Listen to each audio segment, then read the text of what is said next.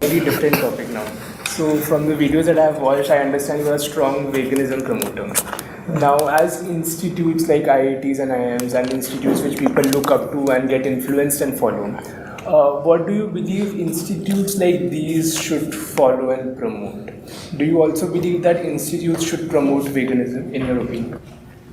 No, I mean, a technical institution, an institution that deals with science and technology, or an institution that is devoted to studies in management, obviously cannot have veganism on its agenda. At the same time, we are technocrats and managers later. First of all, we are living persons. We understand a few things, right? And from that understanding must come our code of ethics. We need not borrow it from somewhere, and the code of ethics need not be institutionally enforced. But don't we understand? Don't we look around? We know what is happening. We are all pretty literate and sophisticated people. We are conscious of data, and if we look at the data, it is compelling enough. And from there will come the incentive or the persuasiveness to go vegan and to promote veganism. It is not a cult, it is not a fad. It is a demand of the times we live in, right? And sooner than later, each one of us will have to ask ourselves, what business do we have exploiting animals? There was a time when it was all right for a human being to exploit a human being.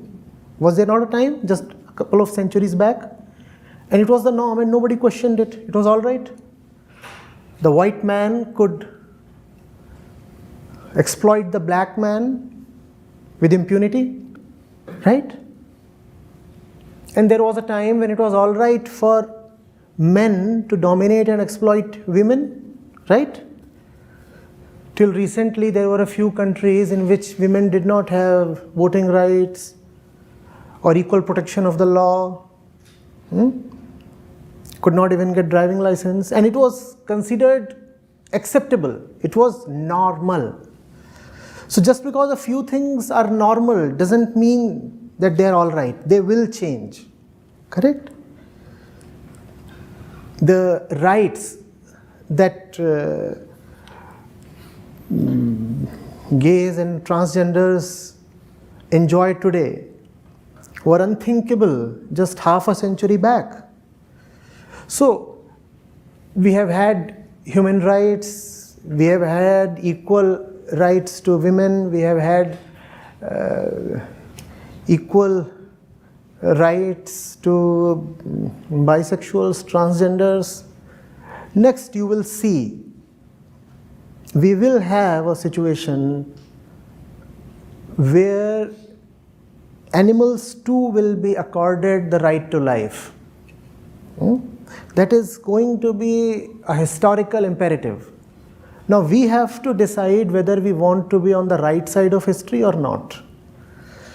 Otherwise, it's all right. I mean, if we don't agree to something willingly, the tide of time will sweep us away. Even today, there are people, for example, who would not quite agree to women being equal to men. But then you could call them, dinosaurs as far as the progress of consciousness is concerned. You would say, oh, they are very primitive people, correct? Similarly, 50 years from now, if you are someone who will deny animals their basic right to life, you'll find yourself being termed primitive by history, right? As young people, I suppose, we should know what the demand of time is. In the language of spirituality, that is called Kaladharma. We better apply ourselves to that, and then these things will be very apparent. The two things that you mentioned, environmental activism and veganism, they are very closely related. If we are someone who cares for the environment, we cannot miss the fact that a huge bulk of carbon emission comes from animal agriculture, right? Because we cannot quit the flesh on our plate, and because we cannot quit our dairy, that is leading to immense environmental and ecological damage.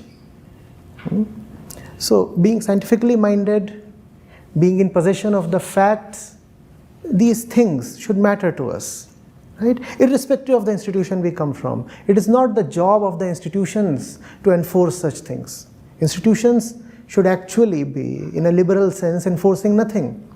We as individuals should be looking at these matters. We as young people should be looking at these matters and deciding on our own.